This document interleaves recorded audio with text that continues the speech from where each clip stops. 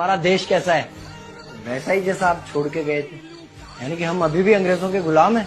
नहीं, अंग्रेजों से तो हमें 1947 में ही आजादी मिल गई थी। अच्छा, तो अब तो हमारे अपने लोग देश चलाते होंगे ना? हाँ, तब तो देश काफी आगे बढ़ गया होगा। जब हमारे अपने लोग देश चला रहे हैं तो गरीबी और भ्रष्टाचार का तो नाम ही नहीं होगा। सबको बराबर हक दिया जाता होगा, किसानों और मजदूरों का अच्छा ध्यान रखा जाता होगा ना?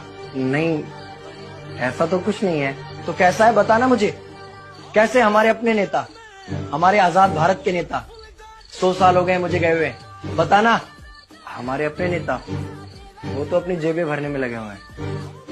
आने वाली 7 पीढ़ियों को नहीं बल्कि 700 पीढ़ियों को ना कमा कर खाना पड़े उस चीज के इंतजाम में लगे हुए हैं। तो तुम लोग क्या कर रहे हो और हमारे देश का युवा क्या कर रहा है? हम लोग तो इंस्टाग्राम पर रील्स देखने में बिजी हैं। यानी कि हमारी कुर्बानी का देश के लोगों पर कोई असर नहीं पड़ा। देश के लोगों में कोई देशभक्ति नहीं, कोई देश प्रेम नहीं। नहीं, ऐसा नहीं है। आपके लिए और देश के लिए बहुत प्रेम है भारत के लोगों के दिलों में। हर 15 अगस्त और 26 जनवरी को तिरंगा फहराते हैं, पूरे जोश के साथ भारत माता की जय बोलते हैं और आपकी डीपी भी लगाते हैं। और भारत और पाकिस्तान के क्रिकेट मैच के दौरान तो हमारी देशभक्ति पीक पर होती है। तुम इसे देशभक्ति समझते हो? तो फिर क्या है देशभक्ति? अगर तुम्हारी देशभक्ति समाज को सुधारने में, गरीबों को अच्छी शिक्षा या बराबर का हक नहीं दिलाती तो कोई काम की नहीं है तुम्हारी देशभक्ति। भ्रष्ट नेताओं और सरकार के खिलाफ आवाज उठाओ, लोगों को एकजुट करो।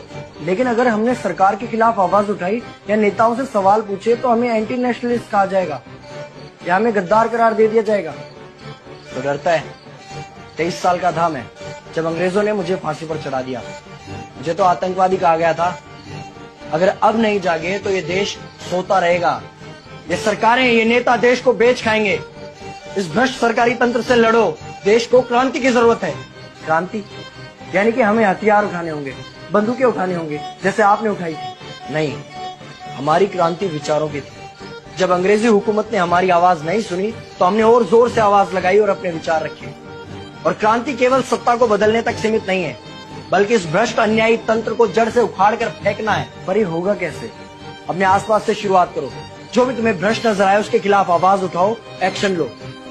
तुम्हारे टैक्स का पैसा नेताओं की जेब में जा रहा है, हिसाब मांगो। अपने वोट का सही इस्तेमाल करो, लोगों को जागरूक करो और इस देश को आजाद करवाओ। इंकलाब जिंदाबाद, इंकलाब जिंदाबाद।